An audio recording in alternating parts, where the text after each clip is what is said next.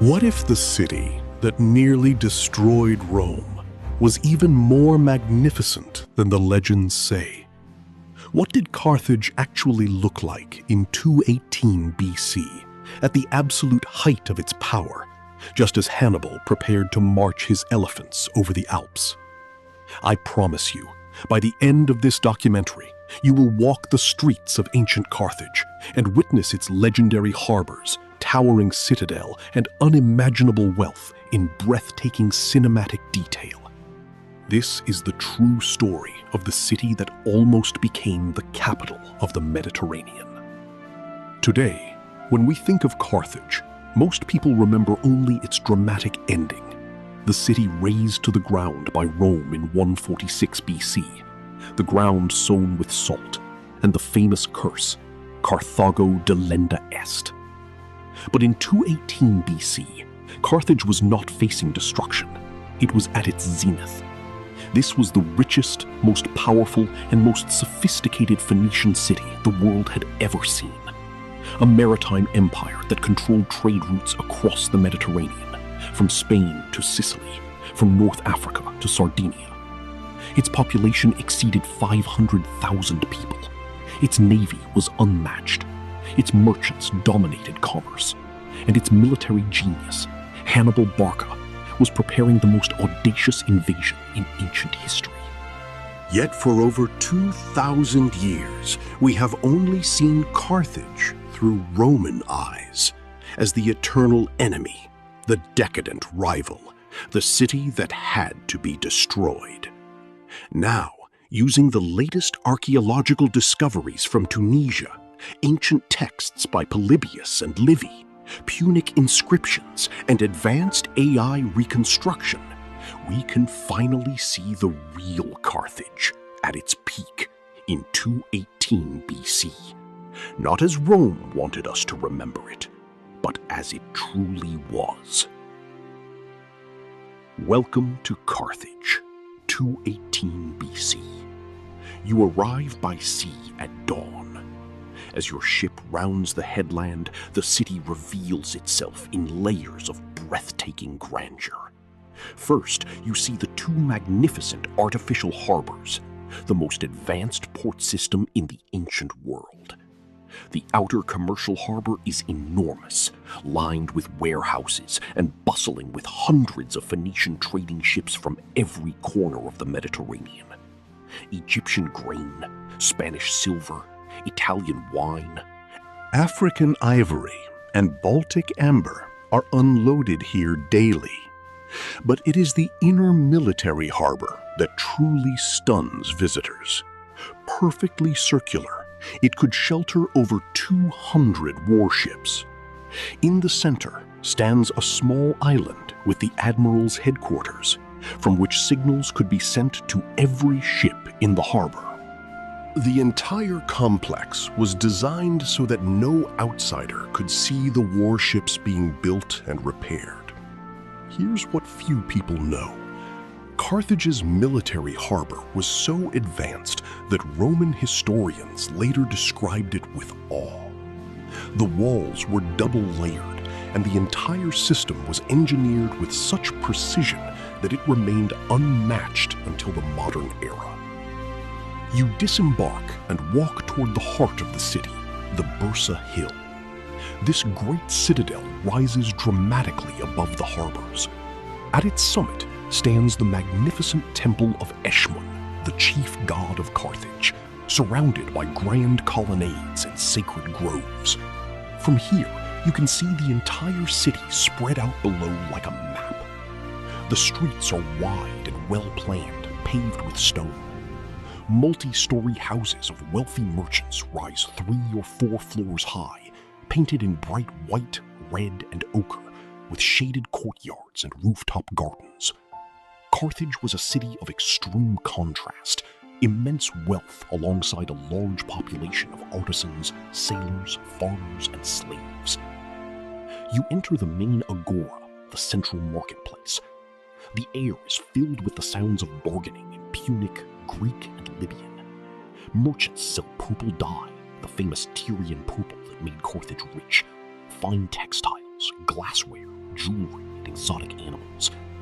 But the real power of Carthage lies in its harbors and its navy. This is a maritime empire first and foremost. Trade is its lifeblood. Now we move to one of the most iconic moments in history.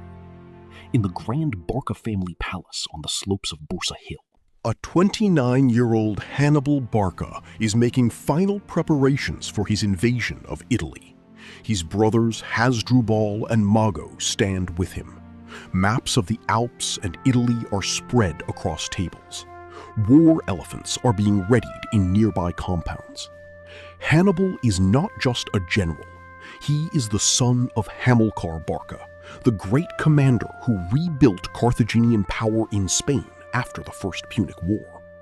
The Barca family represents the proud, militaristic faction that refuses to accept Roman dominance. Yet behind this surface of wealth and military ambition lies a deeper mystery. How did a Phoenician colony founded in 814 BC grow into Rome's greatest rival? And why, despite all its advantages, would Carthage ultimately lose everything? We'll answer that question by the end of this documentary. As you continue exploring, you see the true diversity of Carthage. Libyans, Numidians, Iberians, Gauls, Greeks, and Phoenicians all live and work here. The city is a true melting pot of the Mediterranean. The religious life is intense. Temples to Baal Haman, Tanit, and Melkart are active with sacrifices and rituals. The Tophet, the sacred precinct, still stands, though its exact practices remain debated among historians. You visit the wealthy villas on the outskirts. Luxurious homes with intricate mosaics, private baths, and beautiful gardens show just how prosperous the Carthaginian elite had become. Visual: night scenes with torches lighting the harbors. As night falls, Carthage becomes even more magical. Thousands of oil lamps and braziers illuminate the harbors. The circular military harbor glows like a jewel. Music and feasting echo from noble houses. The temple of Eshmun on Byrsa Hill is lit dramatically against the dark sky. This is Carthage at its absolute peak, confident, wealthy, and ready for war. So what have we truly discovered in this journey through Carthage in 218 BC? We've seen a sophisticated, cosmopolitan city of engineers, traders, and warriors that built one of the most advanced port systems in history. We've witnessed the strategic brilliance and ambition of the Barca family, particularly Hannibal, who was about to launch one of the boldest military campaigns ever attempted. We've stood on Byrsa Hill and looked out over a city that genuinely rivaled Rome in power, wealth, and culture. The open loop is now closed. Carthage rose so quickly because of its unmatched maritime trade network, innovative engineering, and ability to integrate diverse peoples. It fell because it ultimately could not match Rome's relentless manpower, political unity, and willingness to fight to the bitter end. For one extraordinary moment in 218 BC, Carthage stood as the greatest threat Rome had ever faced, and perhaps the most magnificent Phoenician city ever built. Its harbors were engineering wonders, its wealth was legendary, its courage, embodied by Hannibal, became immortal. Next time you look at the quiet ruins of Carthage near modern Tunis, remember this: they were not always silent stones baking in the sun. Once, they rang with the voices of merchants from 100 nations. Once, war elephants trumpeted in their compounds. Once, the greatest admiralty the Mediterranean had ever seen, prepared to challenge the rising power of Rome. Carthage, 218 BC, Hannibal's capital at its peak, a city that dared to dream of ruling the world. Thank you for watching this documentary. If you want to see more ancient cities and empires brought back to life with stunning AI reconstruction, hit like, subscribe, and tell me in the comments, which legendary city should we reconstruct next? See you in the next chapter of history.